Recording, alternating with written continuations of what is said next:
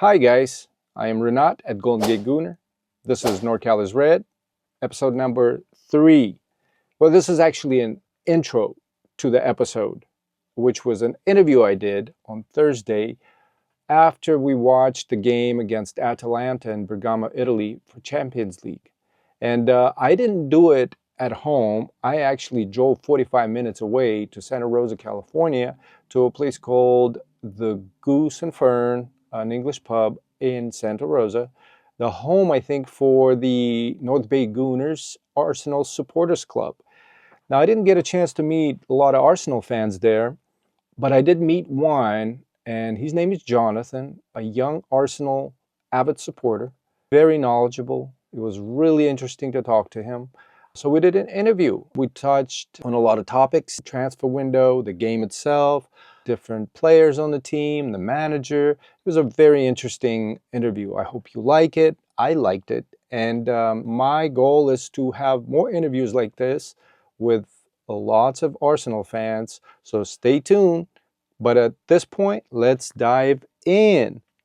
Oh, and by the way, don't forget, like, comment, and subscribe. That's very important for the success of this channel.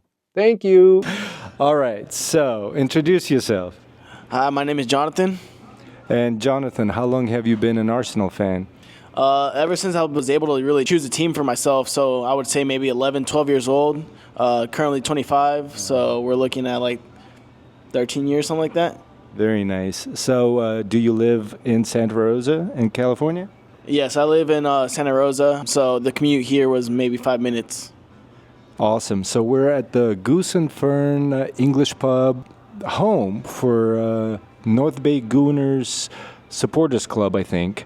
And unfortunately, because of the scheduling at noon, everybody's working, and so not a lot of people could make it. Literally, you're the only one that I found to do an interview with, and thank you for that. And let me ask you about this game. So weird day to play Champions League. Don't actually remember ever playing a game on a Thursday for Champions League. We played against Atalanta in Bergamo, Italy. What did you think of the game? The game itself, honestly, it wasn't a terrible game. It wasn't a great game. We didn't finish chances that we should have. Defensively, there were some errors that caused, especially the penalty. Obviously, Partey getting up there in age. Yeah, what do you think of that? Did he lose a step or what? He has definitely lost a step. He is definitely my number one choice with the current situation that we have with the injuries, with such as Odegaard being out, Marino being out. But with the new signings that we have, the starting three midfield for myself would be Rice, Marino, and Odegaard if everyone was healthy. Mm-hmm. Yeah, I agree. I think Marino definitely is lost in the mix for the moment because he's injured and we don't know how long he's going to be out. Odegaard, now we know, is going to be out for a while. Havertz now has to step up. He's come back into the midfield. What do you think of his performance? Havertz, I would prefer Havertz to stay as the number 9. I ain't gonna lie. Today we had Gabriel Jesus come back from the injury and actually start. Do you think having him back in the forward role is not as good as having Havertz there? What should we do with that dilemma? With the dilemma that we have currently, Havertz is definitely our starting number 9 with what we have in the club currently. Jesus definitely got us out of tough times that we were in. Same thing with Zinchenko. I feel like we've outgrown them and that we should move forward, bank on the sales from both of them, and go forward with our lives. Jesus, again, he did great for us. We did amazing things with him. He got us out of a tough time, but he isn't that clinical striker that Arsenal needs. Yeah. No, I agree with the fact that he does sometimes struggle with his finishing. But in terms of midfield options, it seems like besides Havertz and Nwaneri, we don't really have a lot of options for midfield at the moment. Yeah. I think maybe that's why Mikel chose to start Jesus as a main forward, right? And drop Havertz back because he's the only one that has any experience in there, right? So currently with what we got going on, if it were up to me, the way I would have situated everything is have Havertz in at the 9, I would drop in Trossard into the center midfield. Okay. Trossard can do a job there. Trossard, you put him anywhere in this field, he will do a job for you. Whether it's passing, receiving, slowing down the play. This man, he knows what he's doing. He knows what it takes to build from where we're coming from. Okay, so coming back to that then, what would you give Mikel Arteta for this game in terms of rating? Let's say, 0 to 10, formation-wise, maybe the starting lineup? Mm-hmm. So for the starting lineup and everything like that, again, for what we have been given, it's not a terrible starting lineup. Obviously, I have my own opinions. Everyone is entitled to their own opinions of who should be starting, who should be where. So you think Trossard should have been in the midfield? I would have believed Trossard should have been in the midfield and have Havertz up top of him. Okay, got it. One other question in terms of the tactics and substitutions. So Trossard did come in later on. I don't remember who he substituted, but who else did come in? Do you remember?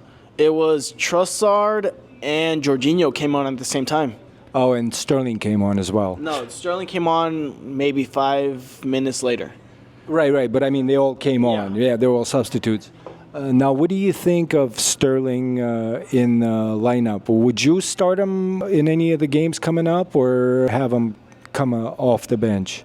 Honestly, I'm not a big fan of Sterling. Ever since his transfer to Chelsea, he wasn't great. Now that he came to us, obviously for a lesser price, for the price that he came to us, I'm appreciative of that. But again, I do not want Sterling at my club just because he has not shown anything to me in the recent years. He seems like a player that's no longer there. He's just a cone standing there at this point. I see. Okay, so, but you did mention to me that a few players that have come into the club have proved you wrong. At first, you're biased, and then you kind of changed your mind. One of them would be David Raya, who was probably would you give him a player of the match? Oh, 100% the player of the match of maybe the season as well, eh? Honestly, yeah, I would give him the season maybe just because of what he's done against Villa, what he's done against Atalanta at this point, and going forward. That penalty kick, huh? Wow. Oh, wow. Dude, the double save, the same thing that he did against Villa, he brought it back, but in a faster fashion. Yeah, I agree. I think he's been an amazing force in the back, solidifying the back line because everybody feels more confident. If they make a mistake, they know there's somebody behind them that's going to save them from all the embarrassment, right? Yeah, definitely. Obviously, the back line, I felt when starting the season, we were lacking at the left back. Obviously, Timber came back from injury. He's been doing an amazing job. How do you think he did today? Today, he wasn't the best player on the field, but he definitely did his job. Okay, so that's important. I mean, right now at this point, because we're short in numbers, and he's only played one 90-minute game, which was last game in the season, it's good to see that he's coming back in terms of his physicality, in terms of just overall performance, his body, how it reacts to coming back to full force, right? Yeah. So I think he's doing okay. I can't complain because the only other options is Zinchenko, who's injured, right? And we know that he's really good going forward, not as good defensively, right? No, yeah, definitely. Zinchenko's one of those players, like I said, we grew out of him maybe a season ago. Mm-hmm. Like, he was definitely what we needed at the time. But nowadays, it's like, if Zinchenko isn't our number one option, who is? It's Timber. After Timber, who is it? It's Calafiori. I'd rather go Calafiori than Zinchenko. What do you? By the way, what do you think of that signing, Calafiori? Definitely after watching the Euros, I've noticed who Calafiori is and everything like that. I thought him coming in would be our number one left back just because he's able to play that. He's that Maldini role, He can play out wide. He can play in the center. But Timber has shown him, like, I'm here to stay. You're not going anywhere. So would you say that Riccardo Calafiori, besides his name, is probably the best-looking dude on Arsenal?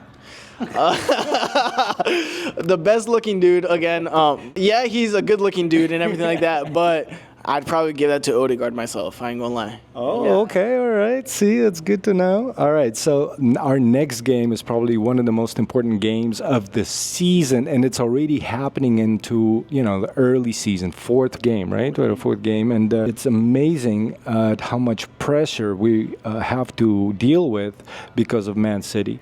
Now we're going to Etihad, is it? I believe, yeah. Let me fact check that real quick. So, do you think we have a chance of winning the game? What do you think our chances are? Honestly, it's tough to say. Obviously, we're looking at a city that has Haaland, that has Rodri. They recently got that De Bruyne injury. De Bruyne is probably one of their best players. He's the one that feeds Haaland's the goal. So no Odegaard for us, no De Bruyne for them, kind of at least equalizes it a little bit. It equalizes it a little bit. Obviously, we still understand that Haaland is a monster within himself. Yeah. Haaland is definitely a robot, I would say, right? I mean, the guy scores goals left and right. Of course, there are more chances he gets than a lot of other players do, but he definitely has the finishing touch. Something that I think Gabriel Martinelli needs to take a look at and kind of work on. What do you think? No, honestly, like I said, growing into this current Arsenal squad, once we signed to Martinelli, I thought he was a grace from God, that he was going to be our next big thing. Currently, after his injury, he came back. He has not been himself. And if Arteta let him go recently, I would be okay with it just because he's not the same person that he was when he first came to us and when he started breaking out into the squad. Obviously, I'm going to let him stand his ground. I'm going to see what he can bring to us within this season. But if he doesn't show anything within this season, I believe Martinelli should go. Okay, fair point. I mean, he definitely has a lack of finishing touches in the final third because he still has the pace. In my opinion, he still beats his man 8 out of 10 times. Yeah. He just can't finish, but hopefully that comes. He just can't buy a break at the moment. Last week, in my opinion, we had the most important signing of the transfer window, if you could call it that. We extended Mikel Arteta until 2027. What do you think of that? Honestly, I believe Arteta's system works. What he's doing with the club and the direction he's taking this club is exactly what we need. We've been missing that. Emery came in before him. Obviously, there was Lindbergh before that, but he was just an interim. But Emery brought in something that we didn't need. Obviously, he's doing great at Villa, and he's doing amazing things with Villa. But what Arteta brought to the club was that Pep mentality, the winning mentality that he learned under Pep in the City days. And he's adopted that and made it his own. So we can see that in the coming years that he's been here, that Arteta's creating something here at Arsenal that was basically no one said at the beginning when City started coming up before Pep. Right. So, I mean, we're doing great thing. It's not Arteta out. Arteta's doing amazing things here. I can see him, like I said, he signed a 3-year contract. I appreciate that. Is it a make it or break it year for him? I wouldn't say make it or break it. If he doesn't get anything this year, I would give him next year to be his make it or break it. Okay, so to come back to the summer transfer window, from 0 to 10, what would you give us in terms of the rating? The summer transfer window, I'd give it a 6. A 6, so justify that. Obviously, Calafiori coming in gives us depth in that backfield that we were missing. Mm-hmm. Marino coming in, depth into the midfield that we currently have. Obviously, we have 2 aging midfielders that are on their way out. He's also, by the way, 28 and turning 29. So I mean, 28, 29, that should be peak years for current. True. He's also a bigger man. Yeah, so he brings that aerial threat. We have Saliba, we have Gabriel that give us that aerial threat. Havertz, they're all above 6'2", I believe. Makes us taller, lankier, stronger. So he gives us the aerial depth, but I think, by the way, sorry to interrupt, you see our team rolling up on the field, standing in the, what's that called, the hallway, right next to another team, and all our players are at least 6 feet tall, kind of puts a little damper on the other team, right? Chances. No, definitely. No, yeah, it gives that introduction, like, hey, look, I'm here. You don't want to mess with me. Like, if you do, I'm going to show you something, Like, show you some physicality, yes. Yeah.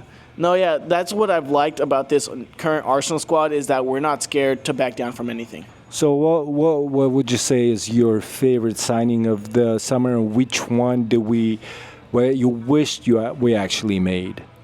So definitely my current favorite signing of the season would have been Calafiori.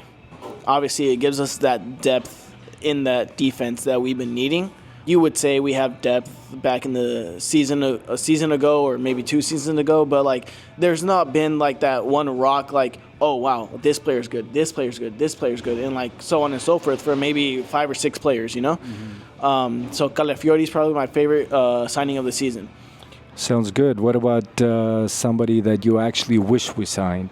So someone I wish we signed. Again, this is probably something Straightforward. It's not. It's probably a signing I wish would happen, but it's probably not as attainable as it would be. Would be Florian Wirtz from Leverkusen. Oh, interesting. Yeah. So I have loved Florian Wirtz at Leverkusen for 2-3 seasons now. Isn't he an attacking midfielder? He's an attacking midfielder, so he'd take Odegaard, who is my current favorite player in this Arsenal squad. He would take his position. But why would he come here knowing he's going to have to play behind Odegaard? No, he wouldn't. That's the thing. That's why I said it wouldn't be attainable. It wouldn't be attainable. I see. An attainable signing I wish we've made would have been off of the left wing, Chiesa. Okay, that Liverpool have signed. Yeah. Now, he did have major injury, and from what I understand, lost a little bit of step, just like somebody with that kind of injury would. And they're taking a punt on him, obviously, for almost no money, Liverpool. So you think we should have done that? No, definitely. Obviously, we knew that Martinelli came back from an injury, didn't come back to his full strength. But Chiesa is one of those players that were on his day, he's amazing. On his day, obviously injury and everything happens. Now, I assume you've watched him play in Juventus and Italy, and everything like that. Yeah. So I've watched him again for the price that Liverpool signed him for. I would have taken that risk if it was me. I would have taken that risk. So we got something similar. I know you don't like it, and that's probably your thumbs down for the transfer window is Raheem Sterling. We got him at around £100,000 salary, which is only 1/3 of what Chelsea was paying him. So they're paying 2/3 of his salary. We didn't pay a loan fee. We didn't pay. It's not a permanent deal. He goes back next year if he doesn't deliver. Do you think that helps us or hurts us? And I know you don't like him. No, yeah. Especially for Sterling, obviously since his signing from City to Chelsea, I saw him basically come down, and he has not been my favorite player. Obviously, if we were talking Sterling 5-6 years ago, I would have enjoyed the signing. But we're looking at 28, 29-year-old Sterling, which should be his prime, but his prime isn't now. It should have, like, he had his prime at like 24, 25 when he was at Liverpool and moving into City. Like, that was his prime. But other than that, he has not performed for another club since then. Especially today's game, I saw him. He came on minute 75, something like that. He didn't show me anything that I was like, oh my God, like I need to support this guy. Again, like I said, you said that I have not fallen in love with a lot of players that we signed from Chelsea. Havertz was my person last year where I was like, okay, I don't like this guy. Havertz has showed me wrong. I'm a person that wants to be proved wrong in my own distaste. If moving on from we're early in the season, if Raheem Sterling can show me from here on out that he is the guy that we need, hey, kudos to him. But as of right now, he is my worst signing of the season. someone we don't need. Obviously, we needed another winger, but it just, for me, it wasn't Sterling. Got it. Now, I do disagree. I beg to disagree, only because I think we got lucky in signing him because of all the controversy at Chelsea. Other than that controversy, we wouldn't have gotten a chance to sign him at all. He's, like I said, he doesn't really cost us a lot. How many guys out there at the top level would be willing to come, even to Arsenal, one of the best teams in the world at the moment, to sit on a bench behind Saka? It's virtually impossible to get somebody, unless it's somebody super young who's willing to sit and wait for their turn, right? Well, he decided that he wants to be part of this, so let's see if he can prove us wrong, because I've never liked him when he played for other teams, even though he's technically gifted and talented player, scored a lot of goals. But let's just see if he makes us better. Last but not least, we have Champions League, we have Premier League, FA Cup, a League Cup. Any predictions? That's a tough one, I ain't gonna lie. Obviously, we have not produced anything in the recent years. Obviously, we've gotten 2 second-place finishes. Other than that, we've not done anything recently. Especially now this season with the new Champions League setting and everything like that. Which, by the way, you told me you don't really like, right? Yeah. I don't like it just because it's... I don't like it just because it's so many games for our players, Like, we went from 100 and, say, max 173 games or something like that to, moving to, 180, 90, something like that. I don't know the exact games that we're playing. But there are players in the squad that should not be playing all those games, which is hurting the players just because, like you said, you've heard Rodri recently, Carvajal, Alisson, Courtois, yeah.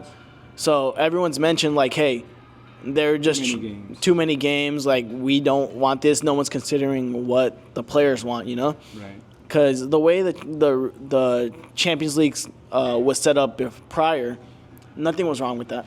The only reason they changed it was just for more money. Right. Well, I think they definitely are looking for more excitement, only because the same teams are always in finals and quarterfinals, and as we know, Real Madrid is basically the Champions League winner from the get-go. They're trying to make it more exciting and get more exposure to Champions League football in general, because some of these teams that are playing in Champions League now, I have never even heard of, really. Some of these fans for these teams are getting a chance to see their teams play in these big teams, which kind of gives them an opportunity to see the top level football, right? So in that sense, I guess it's good. But in terms of just more games, I agree. It's a no-go. We need less games so that the players can recover, or else the level of football drops as well, in my opinion, because they're tired, they're cramping up, all that kind of stuff. Yeah. So to finish it off, Manchester City, our next game, a prediction for that game? It's hard to tell, really. There's part of me that believes we can sneak away with a 1-0 victory. But just because I know Saliba can hold down Haaland, and there's no Kevin De Bruyne feeding him balls, but there is a Bernardo Silva that's a little magician within himself. If without bias and anything like that, I could see maybe a 1-1 draw. 1-1 draw would be your final prediction. I think I agree. If we get a 1-1 draw at the Etihad in the condition we're in now in terms of the squad numbers and everything, I think that would be a good result. We're behind 2 points right now, right? Yeah, so we're currently down 2 points. Obviously, 2 points we shouldn't have dropped to Brighton. Brighton, an amazing squad currently. I enjoy watching them because I watch every single game that's going on this every game week. Because I play Fantasy Premier League, so I'm watching every single game, regardless of who I have and everything like that, just to see who I need, who I want, what I don't want moving forward. And so Brighton is a great squad going forward right now. They have the likes of Kairo Mitoma on the wing, same thing with Minte, 2 great wingers currently. Back line obviously needs some work. Lewis Dunk, great defender. Veltman, I hate him. especially after the Arsenal-Brighton game, I hate him. Veltman, yes, definitely had some trickery up his sleeve, and the dark arts, as they call him, he was the champion of that. Got our players sent off. Even though I saw an interview with him after the game, later on, where he said that he thought it was too harsh. Silly, right? Yeah, definitely, 100%. If it was too harsh, he would have said something like in the game. The penalty itself, or not the penalty, the red card itself was harsh. Absolutely. I think it was at least inconsistent because of the previous play in the first half with Joao Pedro. Listen, I really appreciate this interview. Like I said, we came to see the game, unfortunately, due to the fact that it was at noon on Thursday and everybody's at work, and we're the only two slackers out there. We got a chance to do an interview with each other. I appreciate you. Sign up to the channel, and let's stay in touch. I hope to see you on, Sunday now against Manchester City. Thank you. Thank you so much for having me. I'm definitely going to be here on Sunday, so if you want to come back for a good time, obviously I believe that this place will be packed from here on out. So if you want good interviews and everything like that, I think this is a place to be. Oh, yeah, and Goose and Fern, respect. Really good fish and chips. Thank you.